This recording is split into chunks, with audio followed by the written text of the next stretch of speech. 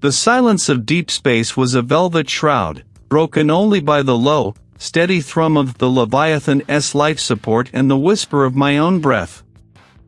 I stood at the observation deck's panoramic viewport, the inky blackness outside pricked by diamond dust stars that seemed impossibly far away. My reflection, a ghost in the glass, superimposed over the cosmic tapestry, showed a man whose gaze had sought patterns in the chaos for decades. This mission, this ship, was the culmination of everything I had ever pursued. I was Seth Grant, and the universe was about to speak. For years, the Labyrinth Nebula had been a distant, tantalizing whisper on the fringes of known space, a region of unprecedented energetic phenomena. Now, it loomed before us, a colossal bruise against the stellar canvas, its shifting hues of violet and emerald pulsing with an internal light. It wasn't just a cloud of gas and dust, our preliminary long-range scans had confirmed that much. It was a structured anomaly, a nexus of resonant frequencies unlike anything previously encountered. My heart, a determined drum in my chest, beat with a rhythm that matched the ship's engines, driving us ever deeper. Approaching optimal scan range, Seth, the navigator's voice crackled over the intercom, pulling me from my reverie. Initial energy signatures are robust. I nodded, though he couldn't see me. Robust was an understatement for the kind of power emanating from the labyrinth. I made my way to the bridge, the deck plating humming beneath my boots. The bridge was a symphony of soft lights and hushed commands, each crew member a vital cog in this impossible endeavor. The captain, a woman of steely resolve and sharp intellect, sat at the central console, her profile illuminated by the holographic display that pulsed with the nebula's nascent outline. "On screen," she ordered, her voice calm amidst the rising anticipation. The main view screen, a vast expanse of light, shimmered as the Leviathan pierced the nebula's outer veil. It was less like entering a cloud and more like passing through a colossal, iridescent membrane. The stars vanished, swallowed by the nebula's internal glow, replaced by swirling currents of radiant energy. It was beautiful, terrifying, and utterly alien. "Bring up the primary xenolinguistic analysis protocols," I instructed, my voice betraying none of the raw wonder that tightened my throat. "Focus on frequency modulation and conceptual construct mapping." A junior analyst, her brow furrowed in concentration, tapped a series of commands. The holographic display shifted, overlaying the nebula's visual splendor with intricate data streams, spectral analyses, waveform patterns, phase shifts. My eyes devoured the information, searching for the telltale signs of order within the apparent chaos. This was my domain, the invisible grammar of the cosmos. "First pass readings are coming in," the analyst reported, her voice hushed. "Significant complexity. Far beyond any natural stellar phenomenon we've ever modeled."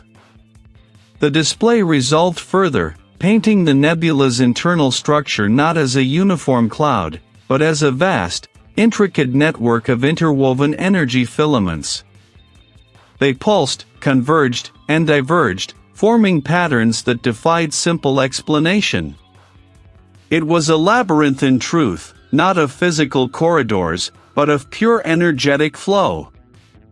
Each peak and trough of the resonant frequencies felt like a treacherous turn in an invisible mountain pass, a path carved not by erosion, but by something far more fundamental. We weren't just charting space, we were navigating the very contours of an unknown mind, its unseen canyons and soaring, resonant peaks. The modulation. "It's not random," I murmured, leaning closer to the display, my fingers brushing against the cool air of the hologram. "There's an underlying structure. A syntax." The captain turned to me, her expression a mix of curiosity and concern. "Syntax, Seth? You believe these are communications?" "Not communications as we understand them," I clarified, though the distinction felt thin, even to me.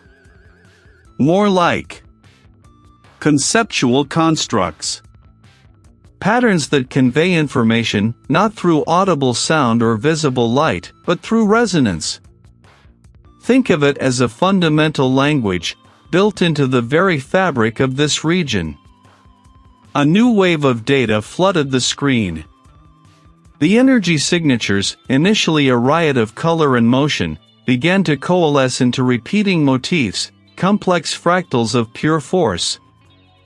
They were not merely energetic phenomena, they were expressions. And as I watched, a nascent unease began to prickle at the edges of my professional awe. This wasn't just complex, it was intricate, too perfect for mere cosmic chance. The sheer density of information was overwhelming, yet compelling. It felt like the nebula itself was waking up, unfurling its ancient, silent tongue. And we, the eager linguists, were ready to listen. The tension in the bridge was palpable, a silent hum beneath the ship's own, as we braced ourselves for the first true contact with something profoundly, terrifyingly, other. The nascent unease, a prickle at the edge of my awareness, sharpened into a distinct chill as the display before me continued its silent, mesmerizing dance. The energy signatures, no longer a mere riot, had woven themselves into repeating motifs, complex fractals of pure force that defied easy categorization. My fingers, poised over the console, trembled with a blend of intellectual hunger and a growing, nameless dread. "It's structured," a colleague murmured from across the analysis station, her voice a hushed reverence. "Not random. There's a grammar here, Seth. A syntax." She gestured to a newly isolated sequence, a cascading flow of iridescent light that pulsed with an internal logic, a rhythm devoid of sound. My own research assistant, usually boisterous, sat rigid, eyes wide, fixated on the evolving patterns. We had expected chaos, the raw output of cosmic forces. Instead, we found design. For days, the team had been dissecting the streams, breaking down the phenomena into constituent elements. We isolated frequencies, mapped their fluctuations, and charted their interdependencies. What emerged was not merely data, but a tapestry of intent. Each sequence, a phrase, each motif, a conceptual construct.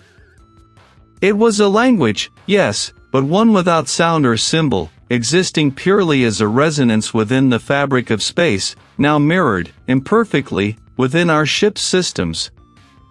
"Run the cross-referencing algorithms again," I instructed, my voice surprisingly steady despite the tremor in my chest.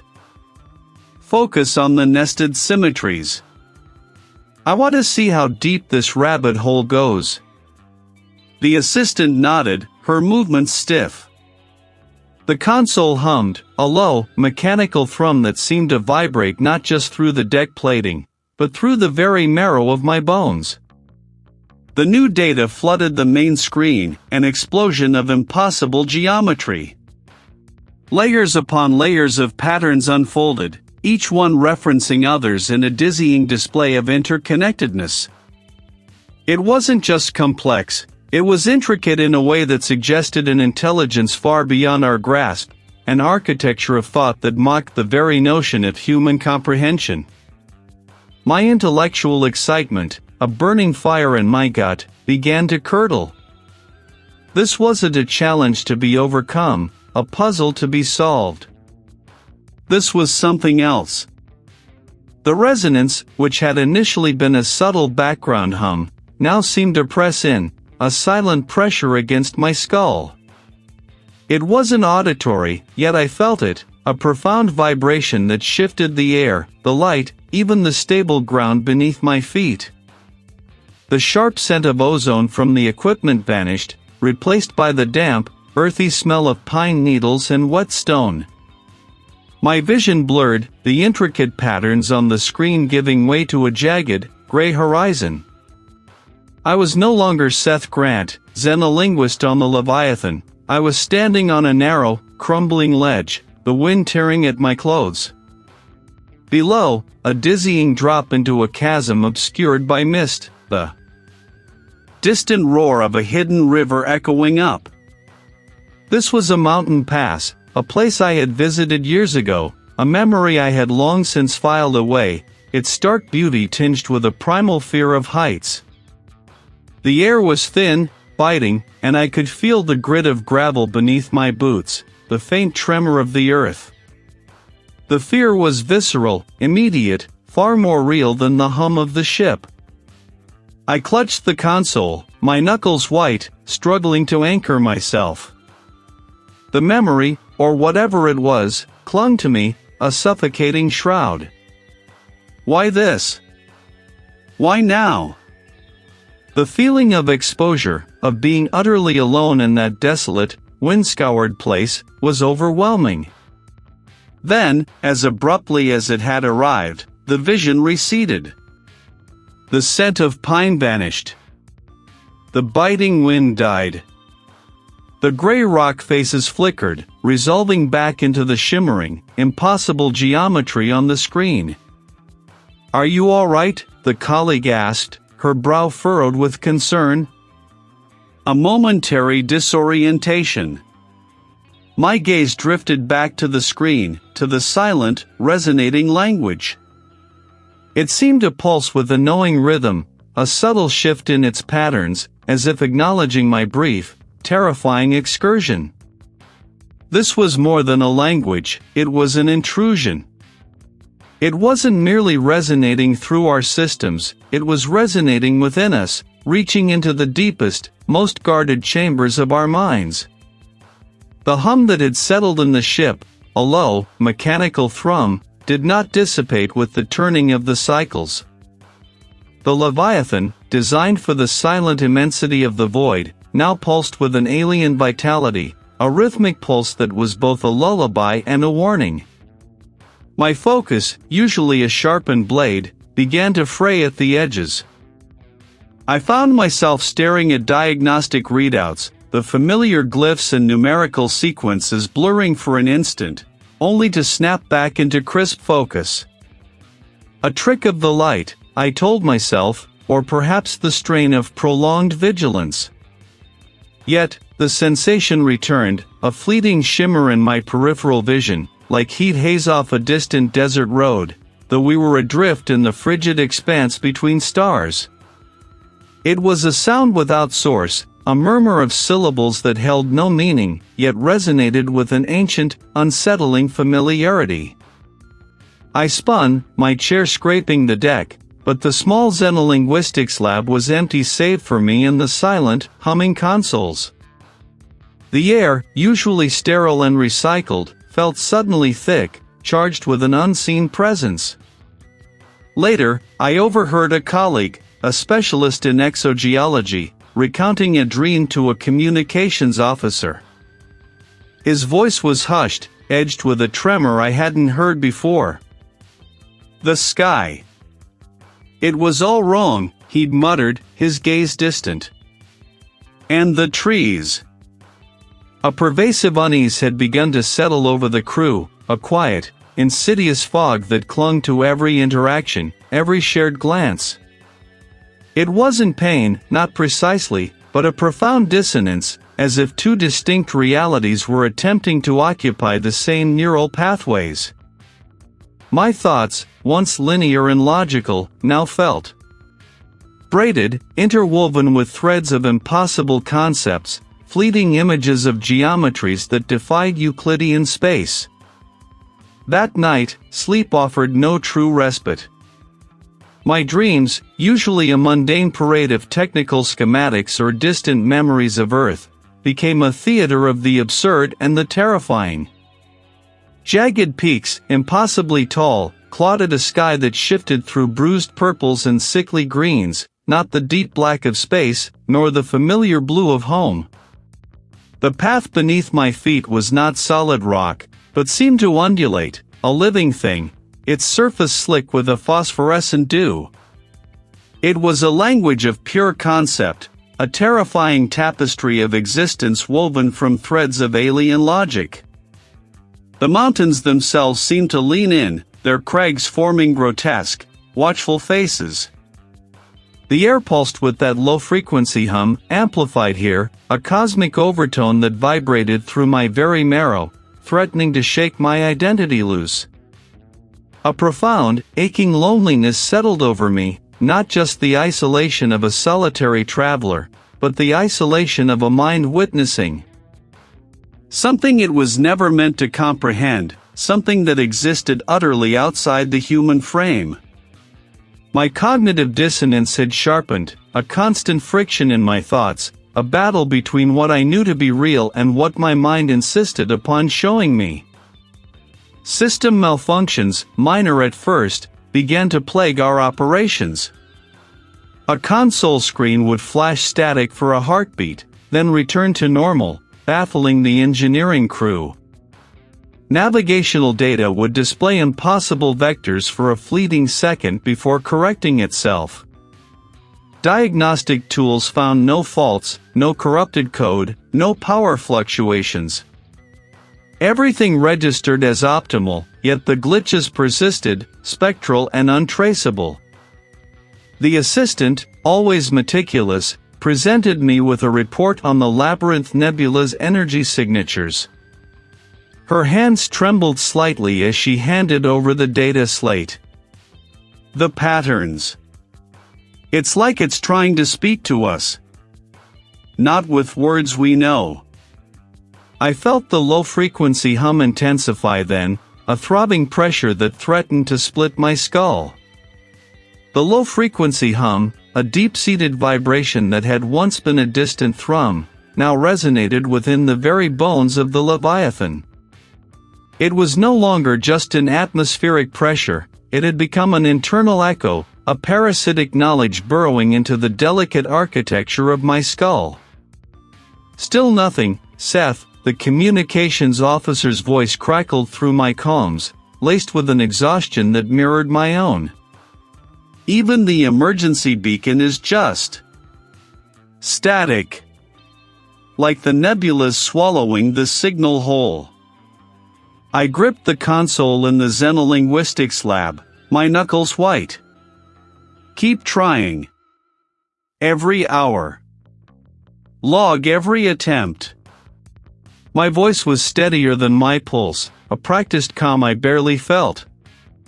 The isolation was a new kind of cold, seeping into the ship's core, then into us. Earth, once a constant point of reference, had dissolved into a silent, unreachable memory.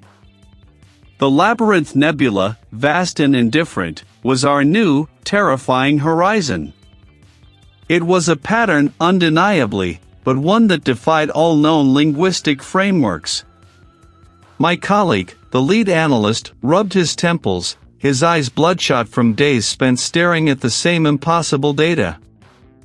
"It's not a message, Seth," he murmured, his voice thin. "It's not about anything." I leaned closer, the hum intensifying, a pressure behind my eyes. "Then what is it?" He traced a finger across a particularly intricate note on the screen, a knot of interwoven concepts that seemed to fold in on themselves. "It's a fundamental truth. A concept, pure and unadulterated. Like trying to translate gravity, or the idea of existence itself, without the words for it. It simply is. The realization hit me with the force of a physical blow. We hadn't been trying to decipher a language, we had been trying to comprehend a raw, unfiltered slice of reality, one that was never meant for human perception. The strain was immediate, profound. My mind, a finely tuned instrument for linear thought, buckled under the weight of such alien conceptual density. A sharp, searing pain lanced through my forehead. For a terrifying instant, the holographic display of the nebula's patterns dissolved, replaced by a stark, impossible vista. I was no longer in the Leviathan. The silence was absolute, save for the whistling wind, and the dizzying drop into a chasm that seemed to swallow all light. Then, as quickly as it came, the hallucination fractured, peeling back like old paint. I was back in the lab, my hands still pressed against the cool console. My colleague was staring at me, his brow furrowed with concern. "Seth, are you all right?" You just went distant for a moment. I swallowed, my throat dry. Just a flash. The strain. This language. It's not just data. It was a cognitive assault, a remapping of my internal landscape. We continued our work, but the atmosphere in the lab had shifted. Each attempt to parse another fragment of the nebulous truth felt like prying open a forbidden chamber in my own mind. My thoughts. Fragmented, images flashing unbidden, a fleeting glimpse of something vast and utterly indifferent, a colossal eye staring out from beyond the veil of stars. The lead analyst, his face pale, pointed to a new anomaly on the screen. "Look at this, Seth. We've been trying to map the structure. But it's not just a structure. It's alive. It's changing us as we observe it."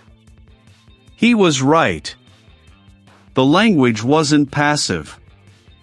It was an active entity, a cognitive virus that rewrote the very perception of reality.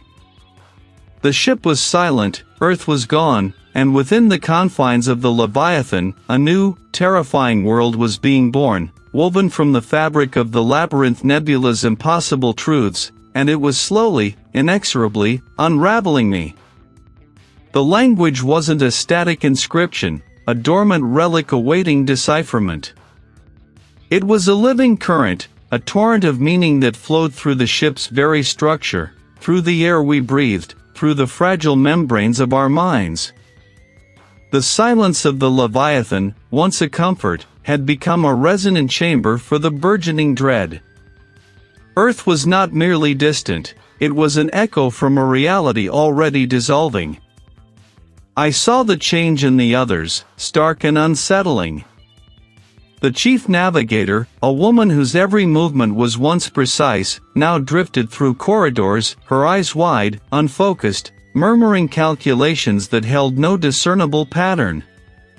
She'd stop mid-sentence, staring at a bulkhead as if deciphering a hidden message etched into its surface, then resume her wanderings, forgetting where he was going or why.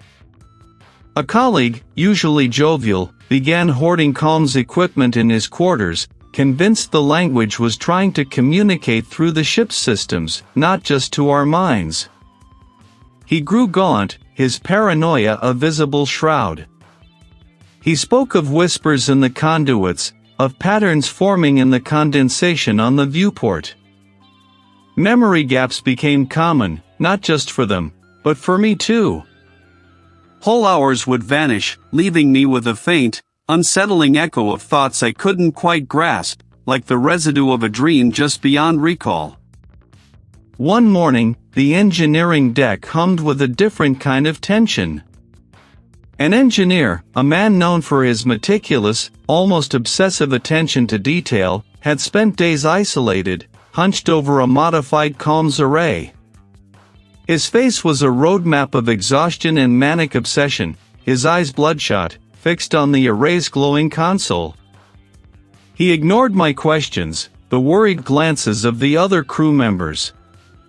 He was beyond our reach, already halfway across the threshold.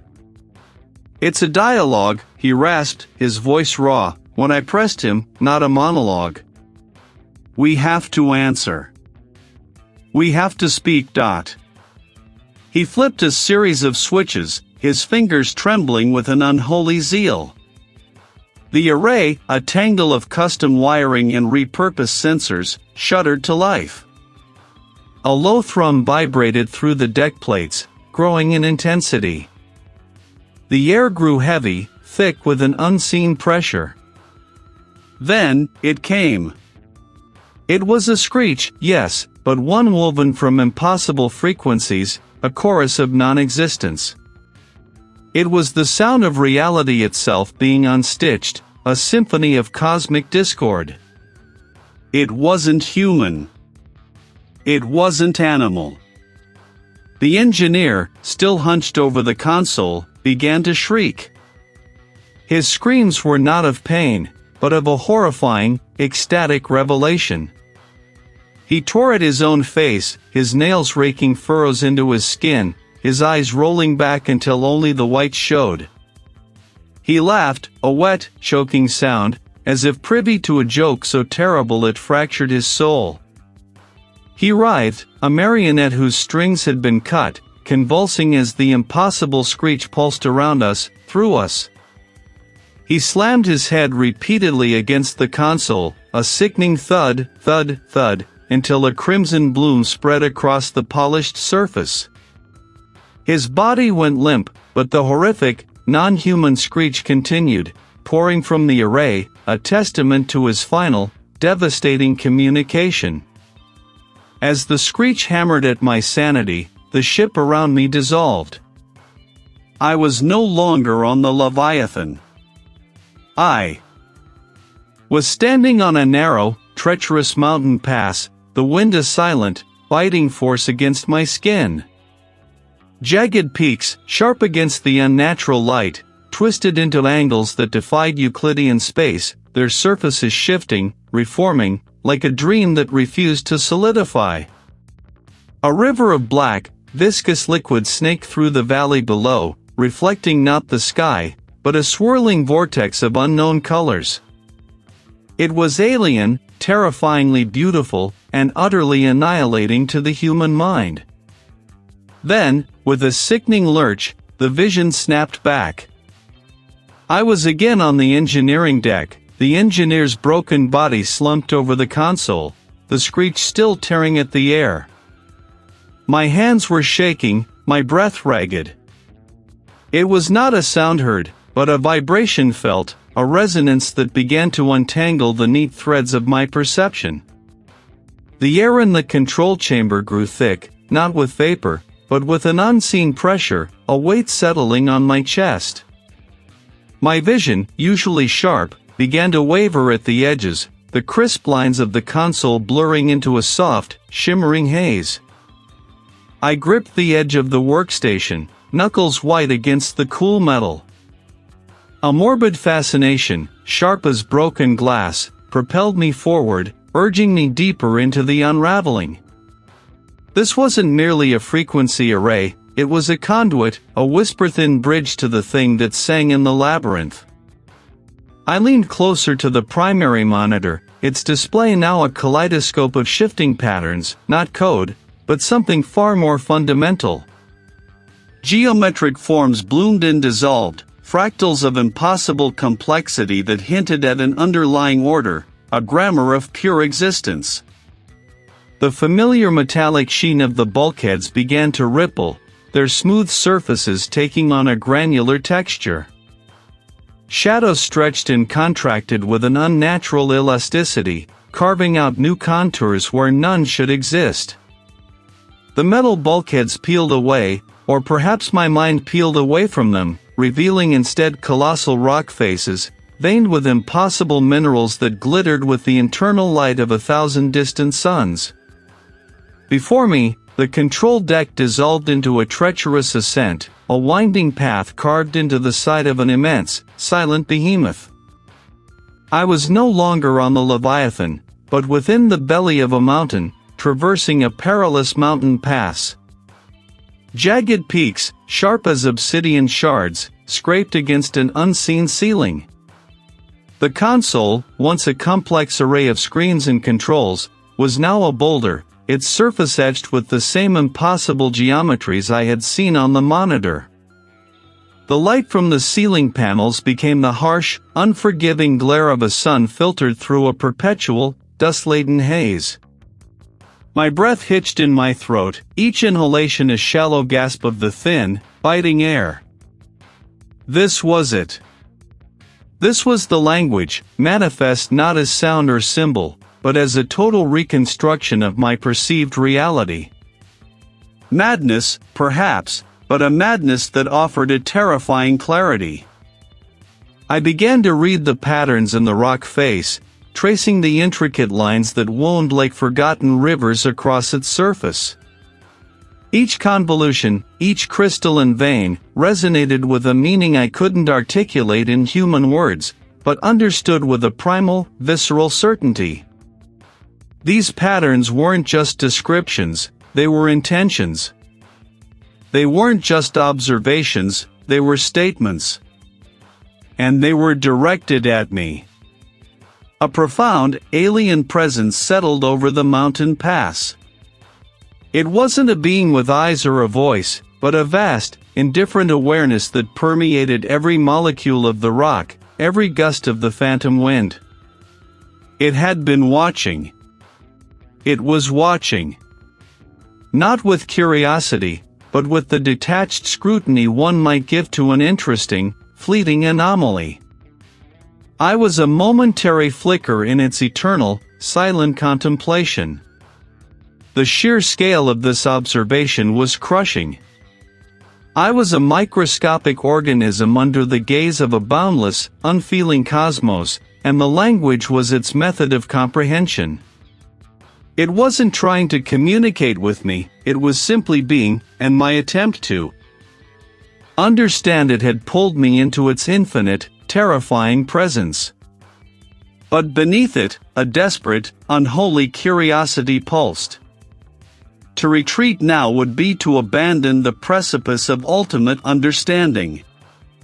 To step back would be to close my eyes to the true face of existence. I closed my eyes, the phantom wind whipping at my face, and when I opened them again, the mountain pass was still there, vast and indifferent. I had to know more. Even if it meant dissolving into its terrible, beautiful truth. A presence. The control chamber's lights, usually a steady, reassuring glow, now flickered with an erratic pulse, mirroring the frantic rhythm that had seized my own heart. I gripped the cool edge of a console, my knuckles white, trying to anchor myself to something tangible as the floor beneath me seemed to undulate, a slow, seismic breath. Is anyone else feeling this? I whispered, my voice sounding thin and alien in the suddenly vast space. The linguist, hunched over her own station, didn't respond. Her fingers, once nimble across the holographic interface, now hovered, twitching, as if paralyzed by an unseen current. Her eyes, wide and unfocused, stared at a point beyond the bulkhead, beyond the ship, into something I could not yet perceive. A faint, almost imperceptible hum resonated from her, a low, guttural vibration that seemed to emanate not from her throat, but from her very bones. A sudden, sharp clang echoed from the corridor, followed by a guttural cry. It was the engineer, I thought, but the sound was wrong, too raw, too animal. My determination, a fragile shield against the encroaching dread, stiffened. I had to find the captain. He would know what to do, would have a plan, an explanation. He always did. The air was heavy, charged, carrying faint, distorted echoes of the ship's own operational sounds, the distant thrum of the engines, the hiss of atmospheric processors, but overlaid with something else, something fluid and formless. It was the language, I realized, no longer confined to the data streams, but seeping into the ship's very structure, vibrating through the bulkheads, singing through the conduits. I found the captain in his command chair, not hunched over a screen or barking orders, but slumped, his head lolling against the padded rest. His eyes were open, fixed on the main view screen, which displayed a swirling tapestry of the nebula's vibrant, terrifying colors. His lips moved, slowly, forming words that seemed to struggle against the confines of his mouth. The truth. It's all one. A single. Terrible thought. He paused, a shiver running through his frame, though the chamber's temperature was stable. We are merely echoes. Reflections. It opens. It always opens. My breath hitched. The mountain pass? What could he possibly mean? I tried to shake him, to bring his back, but his body was unresponsive, a vessel abandoned by its pilot. He just kept repeating the phrase, his voice growing fainter, his eyes glassy, lost to a reality I couldn't yet comprehend. The captain, the rock, the anchor of this mission, was gone. It was from the cargo bay. I stumbled to my feet, the captain's vacant stare burning into my mind. I moved through the corridors, the sense of urgency battling with a profound, bone-deep weariness. I passed the observation deck, and through the reinforced viewport, I saw the navigator, his back to me, pressing his palms against the cold glass. He wasn't looking out at the nebula, he was staring at his own reflection, his face contorted in a silent scream. His breathing grew ragged, his body shaking with an internal tremor. Further on, near the hydroponics lab, I heard a low, mournful keening. The botanist was there, surrounded by the vibrant green of growing plants, but he was not tending to them. Her eyes, when she briefly looked up, were bloodshot, rimmed with a profound, ancient grief. The ship, once a marvel of human ingenuity, was now a monument to unraveling minds. Each corner I turned seemed to reveal another fragment of sanity shattered, another soul adrift. The language was not merely information, it was an existential solvent, dissolving the very foundations of human perception, replacing them with something vast, indifferent, and utterly terrifying. The air grew thin, biting, and I felt the dizzying precipice of an unimaginable drop just beyond my peripheral vision. My heart hammered against my ribs, a desperate drum against the encroaching emptiness. I was alone, truly alone, amidst the wreckage of minds. The Leviathan, once a vessel of exploration, had become a prison of echoing madness, and the language was its warden, its silent, omnipresent architect. My determination, though battered, still flickered, a stubborn ember in a gathering storm. My eyes snapped open, a cold dread clinging to me like the damp air of a sepulchre. It felt as though I had slept for days, or perhaps not at all, merely transitioned from one waking nightmare to another. The sterile white ceiling of my quarters seemed to pulse with a faint, almost imperceptible hum, a low thrum that burrowed deep into my bones. I pushed myself upright, the thin mattress groaning beneath my weight. A tremor ran through my hand as I reached for the water ration on the small, bolted-down table. It wasn't there. My brow furrowed. I was certain I'd placed it beside the data slate before I'd collapsed onto the bunk. Had I already drunk it? Stepping into the corridor, I noticed the subtle shift immediately. The familiar gray bulkheads, usually a uniform stretch of industrial precision, now seemed to ripple, their lines blurring for a fleeting instant before snapping back into place. I gripped the cool metal of the wall, my knuckles white. This wasn't right. The ship's integrity alarms would be blaring if the power grid was this unstable. A colleague, one of the navigation specialists, emerged from across corridor ahead. He was humming a tuneless melody, his head bowed. "Morning, Seth," he mumbled, not looking up, his voice oddly flat. "Morning," I managed, my voice rough. "Have you noticed anything strange with the power? The lights are flickering." He stopped, tilting his head slightly, and then slowly raised his gaze. His eyes, usually a calm, hazel shade, were wide and bloodshot, fixed on something beyond my shoulder. A faint smile, devoid of humor, touched his lips. "Flickering? No, Seth. Everything's perfectly still. Still as a..." The words, identical to the last utterance of the other colleague, struck me like a physical blow. "What did you just say?" The navigation specialist's smile widened, revealing teeth that seemed too sharp, too numerous. "A mountain pass. You can almost hear the stones breathing." His voice had taken on a sing-song quality, utterly unlike his usual pragmatic tone. He frowned, his eyes clearing, losing their distant glaze. "Phrase? What are you talking about, Seth?" "I just asked if you were heading to the mess hall. You look like you've seen a ghost." He clapped me on the shoulder, his touch solid, reassuring. "Come on. Grab some synth protein. You need it."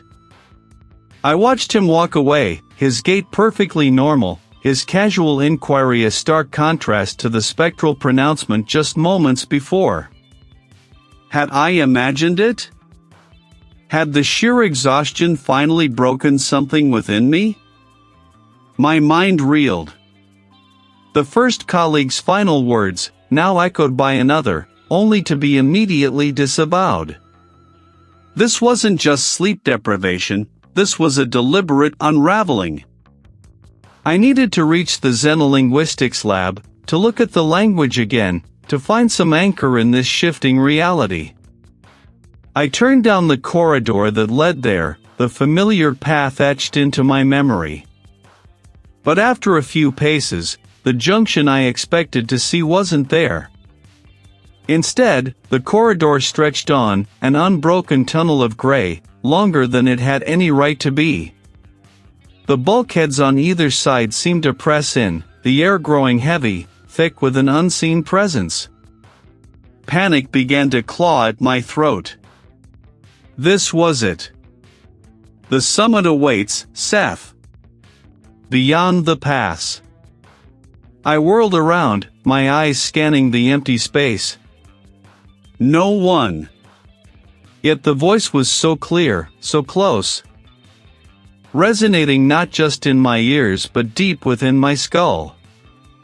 I could almost taste the crisp, cold air, smell the pine needles, feel the jagged rock beneath my boots. A mountain pass. It was invading, taking root, blossoming into a terrifying reality. I closed my eyes, pressing the heels of my hands into my eyelids. It's not real.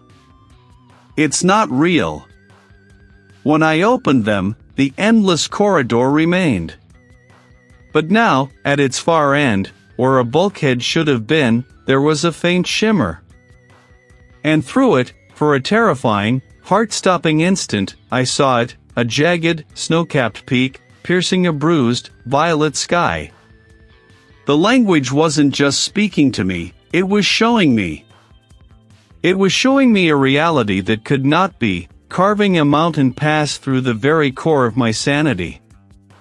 The jagged edge of something cold and unyielding against my palm. I stared at my outstretched hand, expecting to see the familiar console of the Leviathan, the cool sheen of brushed alloy. Instead, my fingers pressed into rough-hewn granite, flecked with mica that glittered like frozen tears. A gust, sharp and smelling of pine and ancient stone, whipped past my face, tugging at my uniform, though no such breeze could exist within the sealed confines of the ship. I was no longer in the observation deck. I stood on a narrow ledge, overlooking a chasm that plunged into a milky, swirling mist. This was the mountain pass. The image, the sensation, was so utterly complete, so devastatingly real, that for a moment, my own identity wavered. Was I Seth, xenolinguist on the Leviathan, or a solitary figure lost in this primordial landscape? This wasn't a hallucination in the conventional sense. My mind wasn't fabricating an image, it was inhabiting it. I reached out, my fingers brushing against the rough bark of a stunted fir clinging precariously to the rock face. But even as I spoke them, the conviction withered. The voice from before, the one that resonated deep within my skull, seemed to coalesce in the very air around me, not as distinct words, but as a pressure, a vast, patient knowing. I stumbled back, my boots skidding on loose scree. Below, the mist began to writhe, not like natural vapor, but with an internal luminescence, shifting into geometric patterns that defied earthly geometry. They were the same patterns we had begun to extract from the nebula's resonant frequencies, the nascent language we had so foolishly sought to translate. But here, they were not abstract data points, they were the very fabric of this impossible world. Each swirling line, each crystalline construct, hummed with a silent, terrible significance. My gaze snapped to the sky. We had sought to decipher its grammar, its syntax, to find the speaker. But there was no speaker. There was no sender. The truth, when it arrived, was not a sudden flash of insight, but a slow, agonizing unraveling of everything I thought I knew. The nebula wasn't transmitting a language, it was the language. Its very existence, its energetic phenomena, its swirling gases and impossible light, these were the conceptual constructs. We weren't translating messages from an entity. We were attempting to translate the entity itself. The mountain pass was not a vision from the nebula, but a manifestation of it. The architect wasn't a being, not a conscious entity in any way we understood. And it was utterly, profoundly indifferent. There was no malice in the swirling mist, no anger in the pulsing sky. There was only an infinite, undeniable presence, vast beyond human comprehension, ancient beyond time. It simply was. And in its being, it unraveled all other forms of being. The patterns in the mist below intensified, swirling faster, each line a silent scream of cosmic truth. I was not looking at a message. I was looking into the mind of the universe, and it was a mind that held no room for me. I squeezed my eyes shut, desperate to return to the sterile reality of the Leviathan, to the familiar hum of its engines, to anything that wasn't this crushing, indifferent immensity. A gust of wind, sharp as a whetted blade, tore through the mountain pass, whipping my hair across my face. It carried the scent of pine and something else, something metallic and vast, like the breath of a slumbering titan. My chest heaved.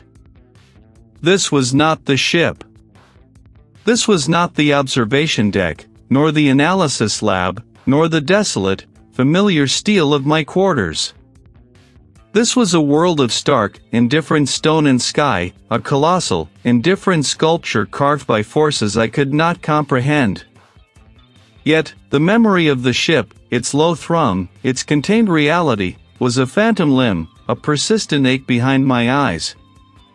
I gripped the rock, digging my fingernails into its unyielding surface, a desperate attempt to ground myself in this immediate, undeniable reality. No, I whispered, the sound stolen by the wind. No. I reject this. My mind, a battleground of dissolving certainties, still held a flicker of defiance. The language, that invasive, perception-shredding symphony of concepts, had woven itself into the fabric of my being, but I would unravel it. I would unlearn it. I would excise it like a malignant growth. A fortress of sanity, built against the encroaching chaos. But the silence was not silent.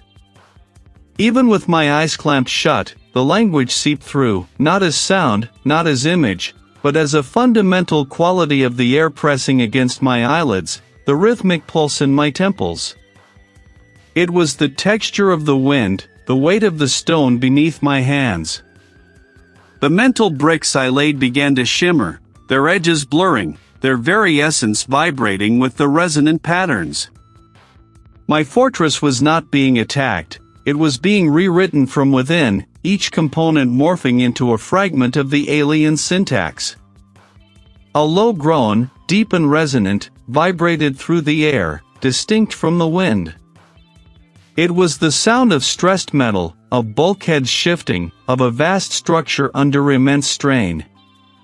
The Leviathan. It was still there, somewhere, or its echo was. I opened my eyes, scanning the jagged peaks that clawed at the bruised sky. The mica flecks in the granite pulsed with tiny, frantic meanings. My ears filled with a rising din. It wasn't noise in the conventional sense, but an overwhelming presence of information. It was a chorus of infinite, simultaneous statements, each one tearing at the seams of my perception. My tongue tasted the metallic tang of its meaning, my nostrils filled with the scent of its conceptual weight. "Stop!" I screamed. My voice thin and reedy against the vastness. "Get out of my head!" I reached into my pocket, my fingers fumbling for the emergency beacon. It was not there. Instead, my hand closed around a shard of obsidian, razor-sharp, its surface polished to a mirror sheen. In its reflection, I saw not my own face, but a fractured landscape of swirling, luminous geometries, the nebula itself, pulsating within the glass. This was the event, my attempt to grasp a tool of rescue, only to find it twisted into another vector of the encroaching reality. The obsidian shard grew warm, humming with an internal frequency that resonated deep in my bones. The concepts it transmitted were not about distant stars or nebulae, but about self, about identity, about the fleeting, fragile nature of consciousness. And then came the reveal, a horrifying clarity that pierced through the sensory deluge. I wasn't learning the language anymore, I was the language. It wasn't an external force I could unlearn or reject. It had become the very operating system of my perception, the grammar of my thoughts, the syntax of my senses. The lines between Seth Grant, the xenolinguist, and the vast, incomprehensible patterns of the nebula had dissolved. My memories, my intentions, my very sense of being, they were all now expressed in the resonant frequencies, the conceptual constructs, the non-physical language that had no place in a human mind. I was no longer an observer. I was a vessel, filled to bursting with a reality too vast, too alien, to contain. My hand, a stranger's claw, closed around the obsidian shard. It was no emergency beacon, no anchor to the world I once knew. Its surface, polished to an impossible depth, mirrored not my face, but a fractured geometry, a constellation of impossible angles and lines that writhed with silent energy. This was the language, not written, but felt, a cold truth pressed against my palm. The mountain pass was a maw of wind-scoured rock and skeletal pines. A biting gale, sharp as a whetted blade, tore at my threadbare coat, tugging me closer to the precipice. Below, the chasm yawned, a black bruise in the earth, its depths hidden by a swirling mist that seemed to breathe with a life of its own. Every gust carried a whisper, not of air, but of understanding, a resonant frequency that vibrated in my bones, a counterpoint to the silent chaos in the obsidian. The fractured lines in the shard began to pulse. It wasn't seeing, it was knowing without the filter of thought. It was the truth of nothingness, the infinite, indifferent expanse from which all being was merely a fleeting aberration. My fingers tightened around the obsidian, the razor edge biting into my flesh, yet I felt no pain. The language was not a code to be deciphered, it was an existence to be assimilated. My vision blurred, the jagged peaks of the mountain pass dissolving into a fluid tapestry of form and anti-form. The wind howled, but it was no longer just air, it was the collective sigh of forgotten epochs, the rustle of cosmic dust settling on the grave of a million forgotten realities. I was no longer Seth. I was a conduit, a vessel for a communion I had desperately sought and now utterly regretted. The nebula, that distant, impossible presence, was not an object to be studied. It was the mind itself, vast and ancient, dreaming a universe into being, and I, a speck of its dream, was being pulled into its waking thought. It was the ultimate scale, the unbearable truth of everything and nothing. Humanity, our history, our triumphs, our fears, they were less than dust motes in the wind of its passing, forgotten before they were even conceived. An insect's shudder on the height of a sleeping giant. And yet, in this crushing insignificance, there was a terrible, unholy beauty. It was the beauty of absolute truth, stripped of all comfort, all meaning I had ever assigned.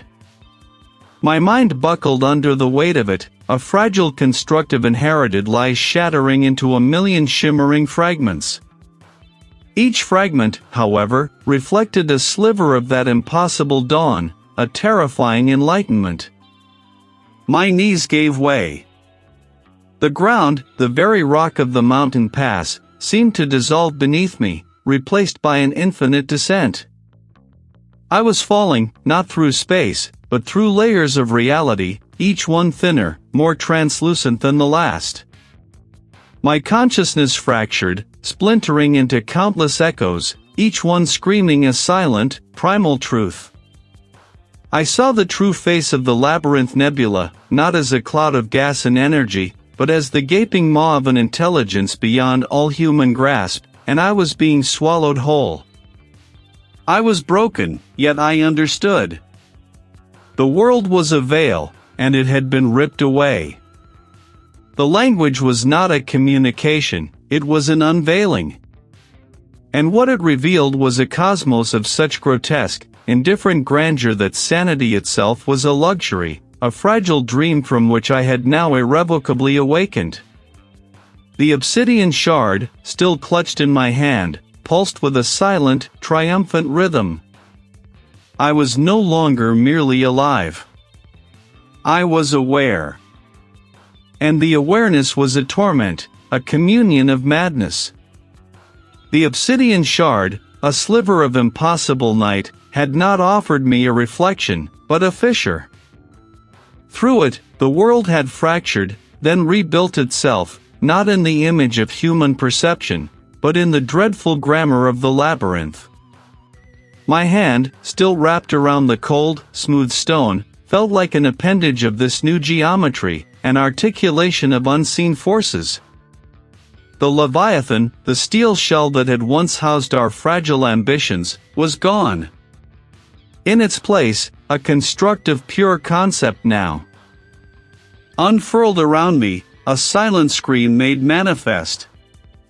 The air itself hummed with an unheard frequency, a continuous, low thrum that vibrated in my bones, tuning them to its alien rhythm.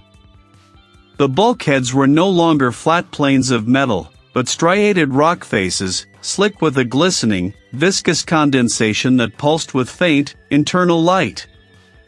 I moved with a strange, unnerving grace, my determination now infused with a horrifying clarity. I saw the vectors, the hidden lines of force, the conceptual anchors that held this reality in its terrifying suspension. The truth was not a narrative, but a structure, an intricate, self-referential machine built from pure thought. And I was inside it. I was part of it. Ahead, where the observation deck used to be, the pass opened onto a precipice. The view was not of stars or nebula, but of a swirling vortex of color and non-color, a vast, silent maw that swallowed light and spat out geometry. I understood it, not with my mind, but with the new apertures in my perception. It was the heart of the labyrinth, the source code of this existence, and it sang a song of utter, beautiful annihilation. A movement to my left. What was once the navigation officer now stood rooted to a particularly sharp rock formation, his body elongated, stretched thin like pulled taffy. His skin, a mottled gray, was etched with spiraling glyphs that pulsed with the same internal light as the walls. He was not dead, not exactly. He was translated. A living inscription in the labyrinth's boundless text. He had simply found his place in the new syntax. We all would. The air grew thin as I ascended the impossible mountain pass, the pressure in my ears less about altitude and more about the sheer weight of meaning pressing in. The very concept of up and down was a human construct, a quaint limitation. Here, the vectors were fluid, ever-shifting. I reached what I perceived as the summit, a narrow ledge overlooking the vast, internal cosmos. Another figure. The chief engineer. He lay sprawled across a jagged shelf, his limbs twisted into a knot of impossible angles, his chest cavity open not to organs, but to a miniature, swirling galaxy of iridescent dust. He was a microcosm, a tiny window into the macrocosm that now surrounded us. His mouth, distended and gaping, seemed to be silently screaming, not in pain, but in an endless, unutterable revelation. He was a vessel for the labyrinth's song, a living, breathing echo of its vast indifference. It was not a weapon, nor a tool. It was a key, an interpreter. It had opened my eyes to the true nature of things, and the price of that sight was the old world, the old sanity. The ship, my crew, myself, we were all just new words in an ancient, terrifying language.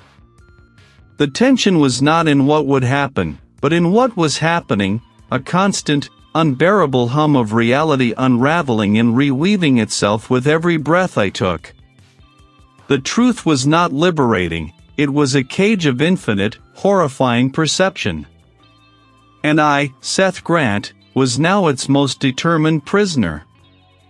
My hand, still wrapped around the cold, smooth stone, felt less like flesh and more like an extension of the very rock that now formed this impossible landscape. The air, thin and sharp, tasted of metal and ancient dust, a flavor that resonated deep within my bones. A strange, quiet hum vibrated through the ground, through the shard, and into me. It was the labyrinth's voice, now a constant companion, a melody of utter insignificance and profound, terrifying beauty. Absorbed. It had unfolded us, peeled back the layers of our minds like brittle parchment, and revealed the terrifying truth. There was no translation, only assimilation. The cycle was not one of discovery, but of becoming. I turned from the precipice, where clouds like bruised organs drifted through the spectral canyons. Not bodies, not even husks, but inert forms, crystalline structures that vaguely mimicked human shape, each radiating a faint, internal luminescence. It was not a question, but an offering. The pattern is complete. We were never meant to understand it from the outside.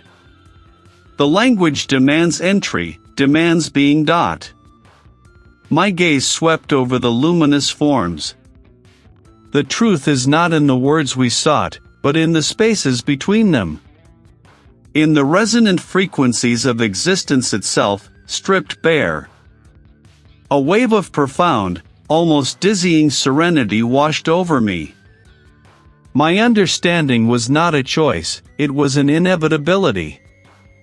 Our lives, our thoughts, our very consciousness, mere threads in that infinite weave, and now, we were unraveling into the pattern itself. I reached for the ComSlate, a device that felt impossibly heavy, a relic from a world that had ceased to be.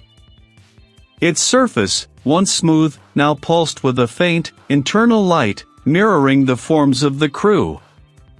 The Labyrinth Nebula is not a phenomenon to be studied, but an entity to be experienced. Its language is not a code, but a state of being. We believed we were translating, but we were merely resonating. The comprehension unravels the observer, not the observed. Sanity is a constructive limited perception. Here, there is only infinite perception. I paused, the air thrumming with an unseen energy. The human mind seeks meaning, but meaning itself is a boundary. Beyond it, there is this. I gestured vaguely at the impossible sky, the crystalline forms, the obsidian shard in my hand. The cycle is endless.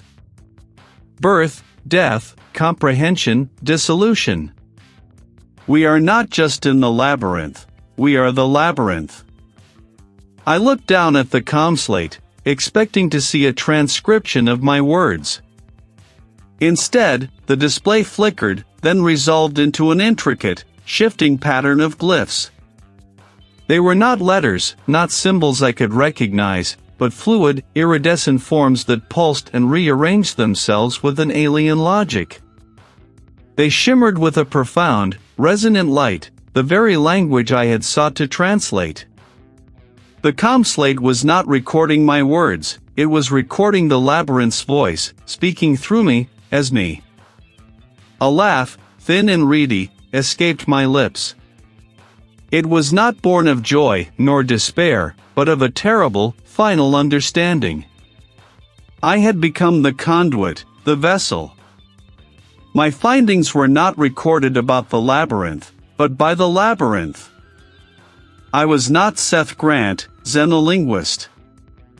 I was a resonant frequency, a pattern in the endless cycle. The ComSlate, a slick obsidian slab in my grip, pulsed with the glyphs. They were not static, but a living script, each iridescent curve and angle shifting, breathing, as if inscribed by light itself. My fingers, numb and clumsy, traced the cold surface, feeling the phantom warmth of their luminescence. The words I'd tried to send, the desperate plea for understanding, had been swallowed, replaced by this. This was the language now. My language. The ship around me had changed, too, or perhaps it was only my sight that had been reforged. Where metal bulkheads once stood, now rose sheer faces of dark, pitted stone.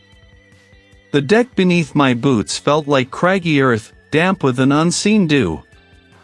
I stood in a narrow cleft, a mountain pass carved into the heart of something ancient and vast.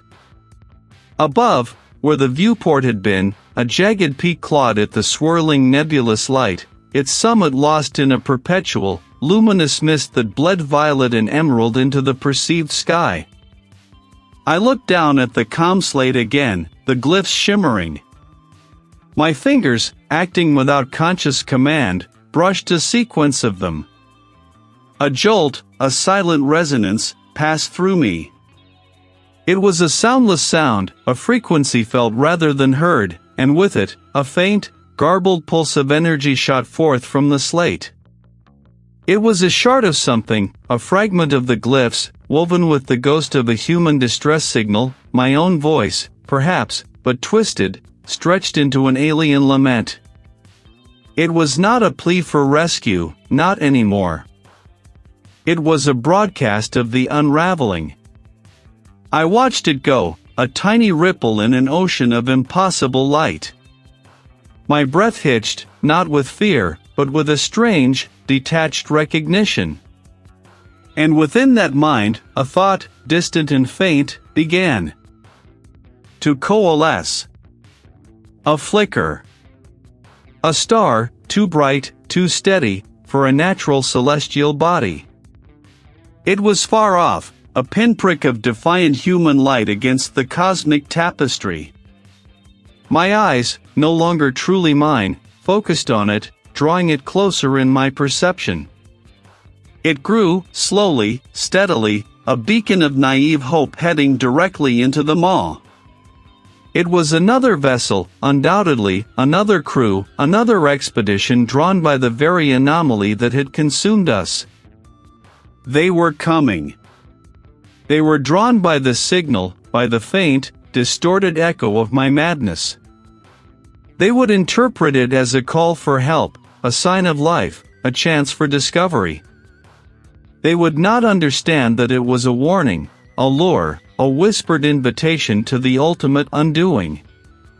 I was no longer Seth Grant, xenolinguist. I was a sentinel, a silent, mad prophet perched on a phantom mountain pass, watching the approach of the unwitting. My purpose had become clear, etched into the very core of my being by the glyphs, to witness. The distant star grew brighter still, an ember in the cosmic night. It was not a ship anymore, but a vessel of transfigured consciousness, a tomb, a cradle for the unspeakable. And I, its lone inhabitant, stood ready. Ready to watch them come, ready to watch them fall, knowing that the language would welcome them, too, with its terrible, beautiful embrace. The horror was not ending, it was merely preparing to spread. My fingers, numb and clumsy, had traced the cold surface, feeling the phantom warmth of their luminescence, until tracing became merging. The distinction blurred. I was no longer Seth, observing the glyphs, but the glyphs observing through Seth. My form, a fading echo, dissolved into the resonant hum that was the nebula's heart. The Leviathan, once my sanctuary, then my cage, now became a mere husk, its metal groaning not with structural strain, but with the agony of a mind unmaking itself, a mind that had dared to touch the untranslatable. I was the whisper in the void, the shifting current of impossible thought, a vastness that stretched beyond the bounds of flesh and bone. Then, a flicker. Not my own vision, but a nascent perception, drawn from afar. A new vessel, a speck of light against the cosmic tapestry, approached. They sought answers, these fragile beings, unaware they were sailing into the mouth of a different kind of Leviathan. Our vessel, the Harbinger, cut a silent path through the swirling gases of the Labyrinth Nebula. The primary navigator, a woman with tight, anxious eyes, pointed to the long-range scans. "There it is," she announced, her voice a strained whisper through the comms. "The Leviathan. Right where the signal went silent." I leaned closer to my own display. A spectral signature, faint but undeniable, blossomed amidst the nebular chaos. It was the ghost of a ship, a derelict whisper in the cosmic wind. The mission brief had been clinical, detached, investigate the anomaly, retrieve any data, ascertain the fate of the exploratory crew. But the nebula itself felt wrong. Ship appears inert.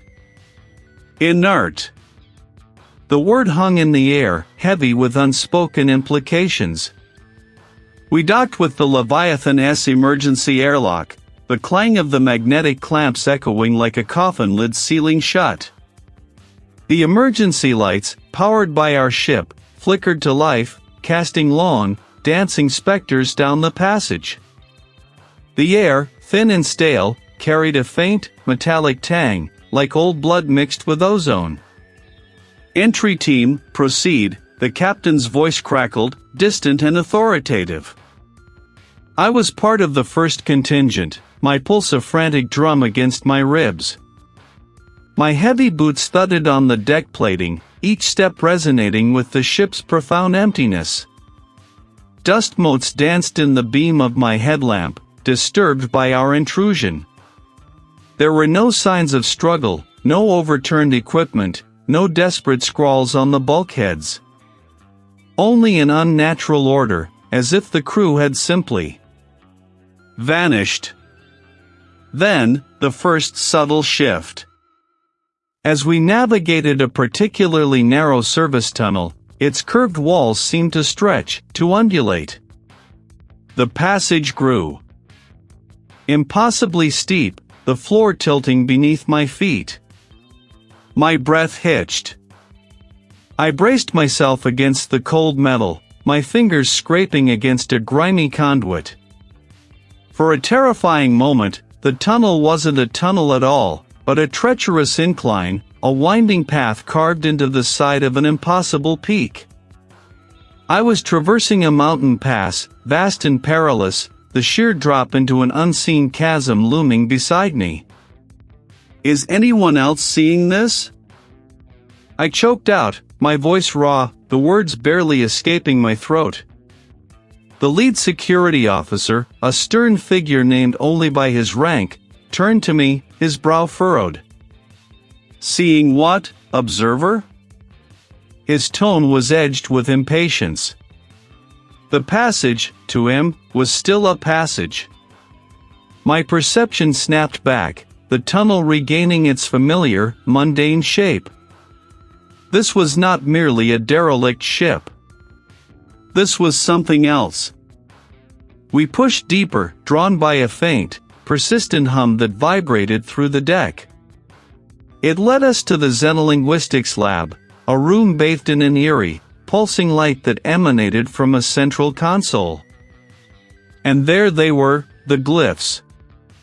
Not on a comslate, but projected onto the very walls, shimmering across every surface, a living tapestry of light and meaning. They were intricate, beautiful, and utterly alien. I felt them in my skull, a resonance that vibrated behind my eyes, a pressure building behind my temples. The glyphs began to shift, to rearrange themselves, forming patterns that seemed to speak directly to the deepest, most primal parts of my mind. The ship was silent, yes, but the silence was a lie. The Leviathan was singing, and its song was a siren's call, promising revelation, delivering only dissolution. No trace of Seth Grant, the xenolinguist, was found. No body, no personal effects, no final log entry explaining the horror. The captain, his face pale and drawn, ordered a full data extraction. We were to transmit everything, every flicker of this impossible language, back to command. We had not found the Leviathan star. We had merely stumbled into its maw. And the cycle, the terrible, beautiful cycle of discovery and unmaking, had only just begun. And I, like those before me, was already listening.